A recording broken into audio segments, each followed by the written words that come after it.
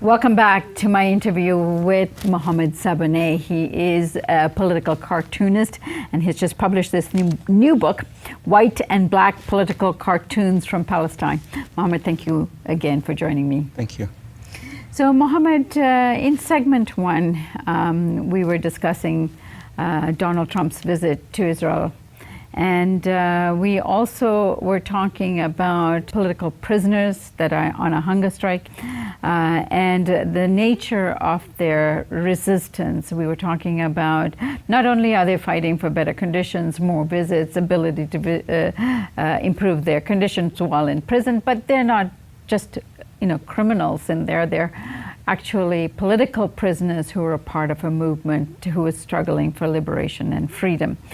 Now, we also mentioned that President Trump actually may not even know that that is actually going on in Israel-Palestine. I cannot imagine him not knowing, given that there has been quite a bit of coverage.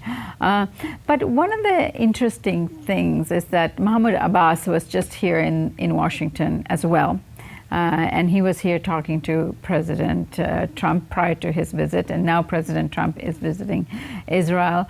I mean, he must be aware of these demands that the prisoners are making. One cannot actually follow Israel-Palestine at this time and not know about it.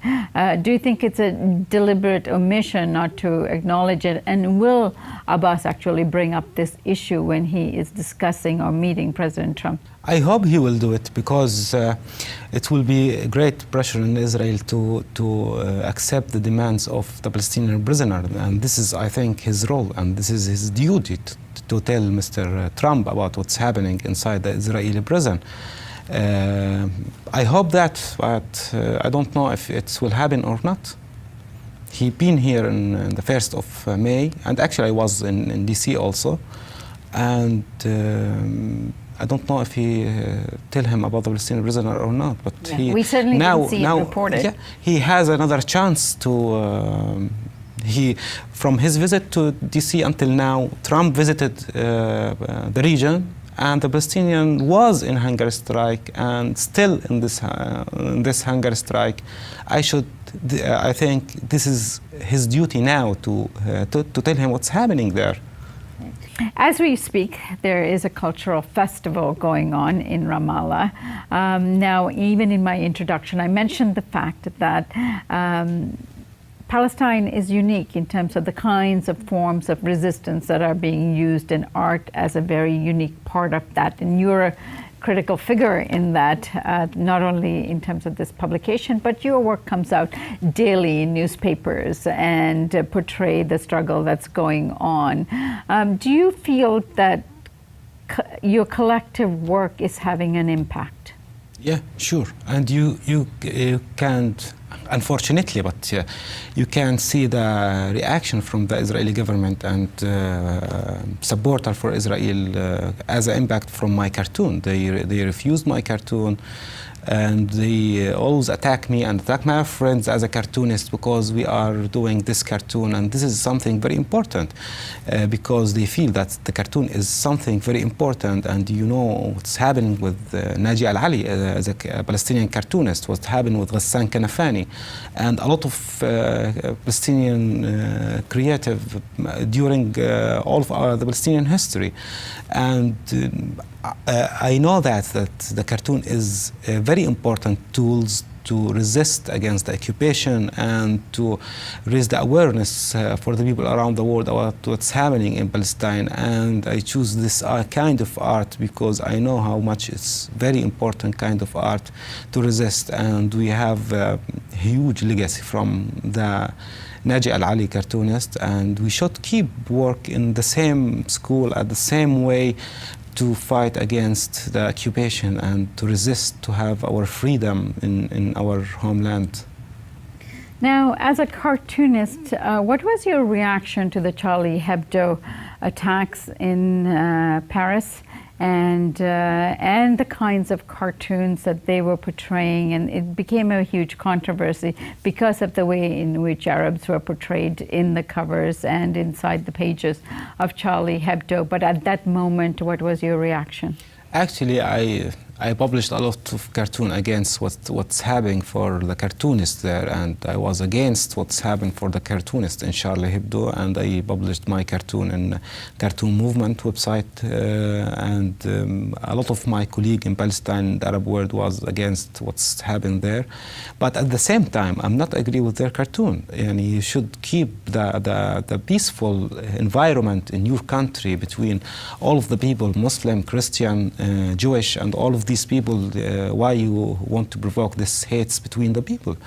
I had another way to respond on this cartoon, and I invited all of the cartoonists, the Muslim cartoonists, or whose belief on that this is something wrong, not to criticize the cartoonist or the cartoon they did about the Prophet Muhammad or about Islam. You should, if you believe that Islam is, or any religion, it's an ideas, you should fight for this idea by idea. You should explain what is the Islam, what is the value of Prophet Muhammad by the cartoon. And this is our way as a cartoonist, and as I think as a Muslim and as a human being, to fight the idea by idea, to fight the cartoon by cartoon. That's our way, and that's our tools. Mohammed, much of your work is dedicated to the BDS movement. That's a boycott, divestment, and sanctions movement that's been very successful in many parts of the world. And it's so successful that the Israeli government is also launching a huge attack on the BDS movement, lobbying universities, states, and country by country to make sure that they don't support any feature of the boycott, divestment, and sanctions movement. But you are having a great deal of success, and you're focusing in on particular products made in Israel in your artwork so that people can relate to those products when they see your cartoons. The same thing, because I feel that the cartoon is something very effective for the people, and the people like it, and I hope I can help to boycott Israel by my cartoon. And I should mention that the last year, a lot of Israeli cartoonists launched a campaign against BDS, and they exhibit their work, and the Israeli president opening this exhibition, because they believe that the cartoon is a good tools, and we as a Palestinian, we had a great legacy as a cartoonist. We should also work in the cartoon, but I don't think we will have the same support. The Israeli president opened their exhibition. And because I believe in BDS as a way to resist against the occupation, not just in Palestine and also around the world. I did a lot of cartoons to support them and to clarify what's the idea of the boycott of Israel. I don't know why most of the governments around the world now, they are against the BDS movement. It's an army tool to resist against the occupation, and that's, if you prevent them to draw or to boycott or to do anything, they will go to the army resistance around the world also. This is the good tools, and I believe in this way, and that's why I did this cartoon. All right, Mohammed, I wish you a lot of luck with this book titled The White and Black Political Cartoons from Palestine.